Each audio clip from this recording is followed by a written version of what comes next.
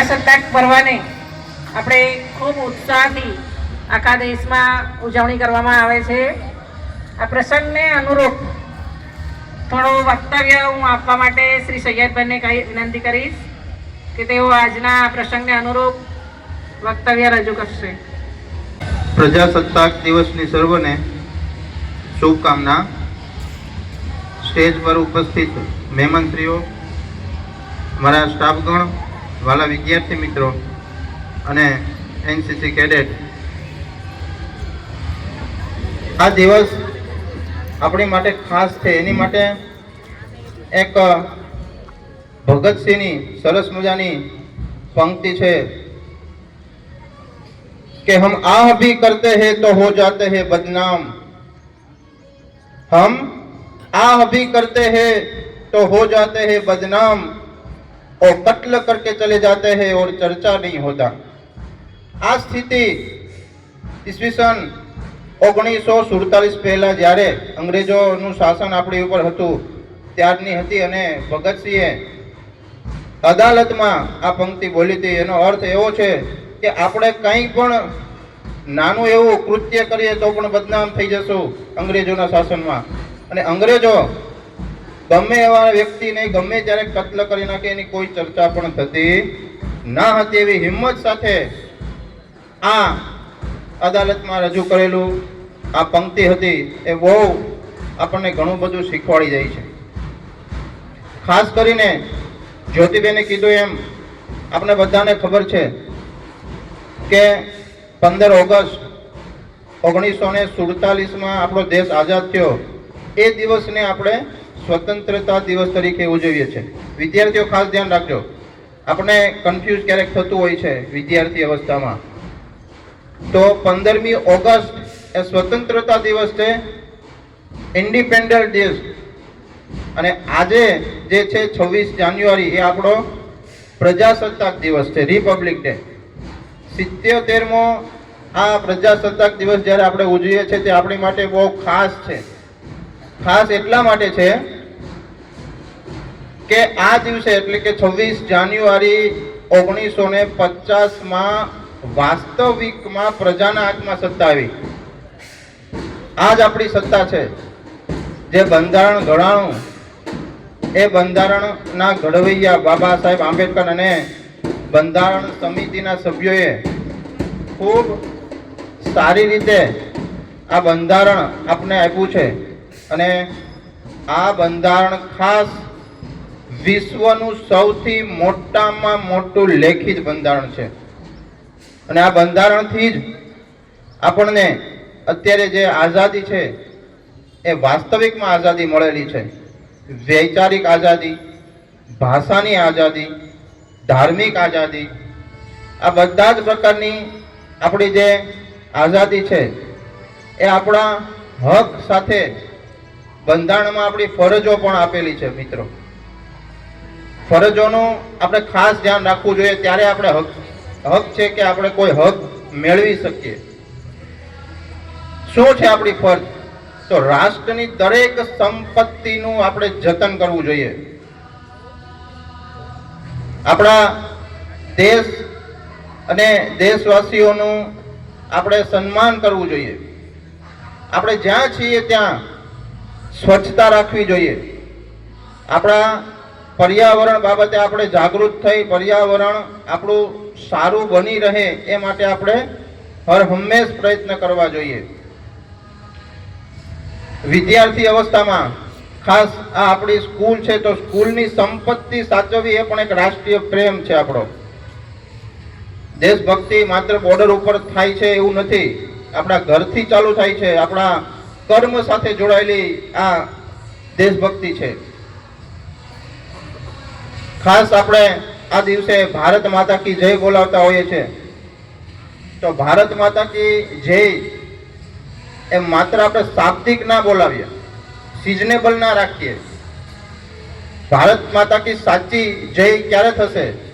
જ્યારે આપણે સ્વચ્છતાના આગ્રહી બનશું, જ્યારે આપણે આપણા કર્મને પ્રામાણિકતાથી કરશું. વિદ્યાર્થી અવસ્થાનું કર્મ, તમે પછી જે ફિલ્ડમાં જોડાવ એ ફિલ્ડનું કર્મ, આ દેશની બંધારણને ખાસ વળગી રહેવું એ પણ એક દેશભક્તિ છે. તો આપણે ખાસ વર્ષમાં 2 વખત એક આજનો દિવસ 26મી જાન્યુઆરી પ્રજાસત્તાક દિવસ તરીકે ઉજવીએ છીએ અને 15મી ઓગસ્ટ એ સ્વતંત્રતા દિવસ તરીકે ઉજવીએ છીએ. તો આપણી દેશભક્તિ આ 2 દિવસ પૂરતી સિઝનેબલ ના હોવી જોઈએ. આપણા સ્ટેટસોમાં આ 2 દિવસ જ દેશભક્તિ દેખાય છે. જે દેશભક્તિ હર હંમેશ આપણા કાર્ય સાથે જોડાયેલી હોવી જોઈએ. એવી દેશભક્તિ આપણે જ્યારે કરશું મિત્રો, ત્યારે આપણો દેશ ખૂબ ઉન્નત થશે. આ દેશને આઝાદી અપાવવામાં જે સ્વતંત્ર સેનાનીઓએ પોતાનું બલિદાન આપ્યું છે એ આપણને ખબર નથી. આપણે ઇતિહાસ વાંચીએ ત્યારે ખબર પડે. આપણે બહુ દેશભક્તિને એકદમ સરળ બનાવી દીધી છે. વાસ્તવિકમાં બહુ જાણીએ તો અઘરી હતી જે તે સમયે. આ દેશભક્તિમાં ખાસ આ દેશ આઝાદ થયો ત્યારે ગાંધીજીની અહિંસા, સરદાર વલ્લભભાઈ પટેલની એકતા, ભગતસિંહની શૂરવીરતા, બિરસા મુંડાની હિંમત, ઝાંસીની રાણી લક્ષ્મીબાઈની તાકાત એ સૂચવે છે કે આપણે જે ધારું છે એની કરતાં સારું પરિણામ પણ આપણે લાવી શકીએ છીએ મિત્રો. એની જેવું કામ કદાચ આપણે નહીં કરી શકીએ, પણ આપણે આપણા જે ફરજો છે એને સારામાં સારી રીતે આપણે અદા કરીએ તો પણ એક આપણી સાચી ને સારી દેશભક્તિ છે. ખાસ યાદ રાખજો કે આ દિવસ એ પ્રજાસત્તાક દિવસ છે. 26 જાન્યુઆરી 1950 આ દેશમાં રિપબ્લિક ડે તરીકે ઉજવવામાં આવે છે અને ઈસવીસન 1947 15 ઓગસ્ટ આ આપણો સ્વતંત્રતા દિવસ છે. આપણે અહીંયા જરા મિસઅન્ડરસ્ટેન્ડિંગ કરતા હોઈએ છીએ બોલવામાં. તો આ સાથે હું મારું વક્તવ્ય પૂર્ણ કરું છું. જય હિન્દ, જય ભારત. સ્વતંત્રતા દિવસ તરીકે ઉજવીએ છીએ તો આપણી દેશભક્તિ આ 2 દિવસ પૂરતી સિઝનેબલ ના હોવી જોઈએ. આપણા સ્ટેટસોમાં આ 2 દિવસ જ દેશભક્તિ દેખાય છે. જે દેશભક્તિ હર હંમેશ આપણા કાર્ય સાથે જોડાયેલી હોવી જોઈએ. એવી દેશભક્તિ આપણે જ્યારે કરશું. ખૂબ સરસ સૈયદભાઈ વાત કરી કે આપણે 15મી ઓગસ્ટ અને 26મી જાન્યુઆરી 2 દિવસ જ આપણામાં સ્વતંત્રતાનો જે ઉત્સાહ છલકાય છે પણ એ કાયમી હોવું જોઈએ. આપણી નૈતિક ફરજો જે છે એ નૈતિક ફરજો પણ આપણે અદા કરવી જોઈએ અને દેશની પ્રગતિમાં આપણે સહકારી બનવું જોઈએ. હવે આ પ્રસંગે હું આપણી શાળાના આચાર્ય શ્રી ગોવિંદ સાહેબને વિનંતી કરીશ કે તેઓ વિદ્યાર્થીઓને ઉદ્બોધન કરશે. મંચસ્થ ઉપસ્થિત મહાનુભાવો તથા શાળા પરિવાર તેમજ વિદ્યાર્થી ભાઈઓ અને બહેનો, ભારત દેશ 1947 પહેલા ગુલામીના જંજીરમાં જકડાયેલો હતો. ભારત દેશ ઉપર લગભગ 200 વર્ષ સુધી અંગ્રેજોએ શાસન કર્યું અને અહીંના સ્વતંત્ર સેનાની અને વીર યુવાનો દ્વારા ક્રાંતિકારી આંદોલન સ્વરાજ એ અમારો જન્મસિદ્ધ અધિકાર છે એમ માની અને સંગઠિત થઈને અંગ્રેજોની સામે સતત લડતા રહ્યા અને આ દેશને 200 વર્ષના ગુલામીમાંથી 1947માં મુક્ત કર્યો અને ત્યારથી સમગ્ર ભારતમાં એ પછી ગ્રામ પંચાયત હોય, તાલુકા પંચાયત હોય, જિલ્લા પંચાયત હોય, રાજ્ય વિધાનસભા હોય, પાર્લામેન્ટ હોય અને હર ઘર તિરંગા લહેરાવવામાં આવે છે. વિદ્યાર્થી મિત્રો, શેઠ સાહેબ પણ ખૂબ સરસ વાત કરી.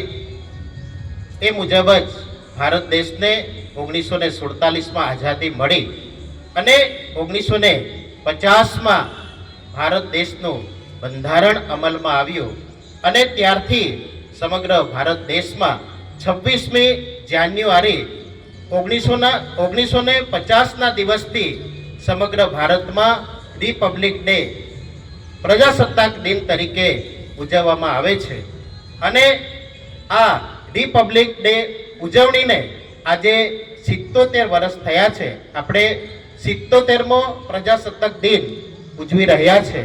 ત્યારે આ 77મા પ્રજાસત્તાક દિનની સર્વ શાળા પરિવાર અને વિદ્યાર્થી ભાઈ બહેનોને ખૂબ ખૂબ શુભકામનાઓ પાઠવું છું. વિદ્યાર્થી મિત્રો, ડોક્ટર બાબા સાહેબ આંબેડકરે કહ્યું હતું, શિક્ષિત બનો, સંગઠિત થાવ અને સંઘર્ષ કરો. સ્વામી વિવેકાનંદે આ દેશના યુવાનોમાં પ્રાણ પૂરવા માટે કહ્યું હતું, ઉઠો, જાગો અને ધ્યેય પ્રાપ્તિ સુધી મંડ્યા રહો. વિદ્યાર્થી મિત્રો, આ 21મી સદી એક જ્ઞાનની સદી છે. આપણો દેશ દરેક ક્ષેત્રે આજે ખૂબ પ્રગતિ કરી રહ્યો છે. આજે સમગ્ર દેશ એ વિશ્વના 4થા નંબરનો અર્થતંત્ર ધરાવતો સૌથી મોટી અર્થવ્યવસ્થા ધરાવતો આ દેશ છે અને આ બધું આઝાદી પછી જ શક્ય બન્યું છે. ત્યારે આ આઝાદીના પાવન પર્વ અને આજનું 77મો પ્રજાસત્તાક પર્વની સર્વે શાળા પરિવાર વિદ્યાર્થી ભાઈ બહેનોને શુભકામના પાઠવી વિરમું છું. જય હિન્દ, જય ભારત. જિલ્લા પંચાયત હોય, રાજ્ય વિધાનસભા હોય, પાર્લામેન્ટ હોય અને હર ઘર તિરંગા લહેરાવવામાં આવે છે. વિદ્યાર્થી મિત્રો, શેખ સાહેબ પણ ખૂબ સરસ મિત્રો ખૂબ સરસ વાત કરી આપણા સાહેબે. હવે આપણા આજના મુખ્ય મહેમાન આપણે જોયું, જેના હસ્તે આપણે ધ્વજવંદન કર્યું, એવા ડૉક્ટર શ્વેતાબેન સંજયભાઈ, તેઓ પણ આપણને 2 શબ્દ કહેવા માંગે છે, તો આપણે એમને શાંતિથી સાંભળીશું. ટીચર્સ, એ નહીં પધારેલા મહેમાનશ્રીઓ અને સ્ટુડન્ટ્સ, સૌપ્રથમ તો સૌને ગુડ મોર્નિંગ અને રિપબ્લિક ડેની શુભકામના. પ્રિન્સિપલ સર અને શાળા પરિવારનો ખૂબ ખૂબ આભાર કે તેમણે મને ધ્વજવંદન માટે બોલાવી. હવે આપણો દેશ તો આઝાદ થઈ ગયેલો છે. નેક્સ્ટ આપણે ધ્યાન રાખવાનું છે એજ્યુકેશન અને શ્વસનથી દૂર રહેવાનું છે. Thank you. ખૂબ સરસ વાત કરી શ્વેતાબેને. હવે આપણને પણ ઈચ્છા થાય કે આપણે પણ એક દિવસ આવા મહેમાન બનીએ. થાય છે કે નહીં વિદ્યાર્થીઓ? હા, તો એના માટે શિક્ષણ જરૂરી છે. એમણે વાત કરી તેમ જ કે એજ્યુકેશન માટે આપણે ખૂબ ભાર આપવાનો છે, એજ્યુકેશન પર. એટલે સૌ વિદ્યાર્થી મિત્રો ખૂબ સરસ ભણો અને જીવનમાં પ્રગતિ કરો, એવી સર્વેને શુભકામનાઓ.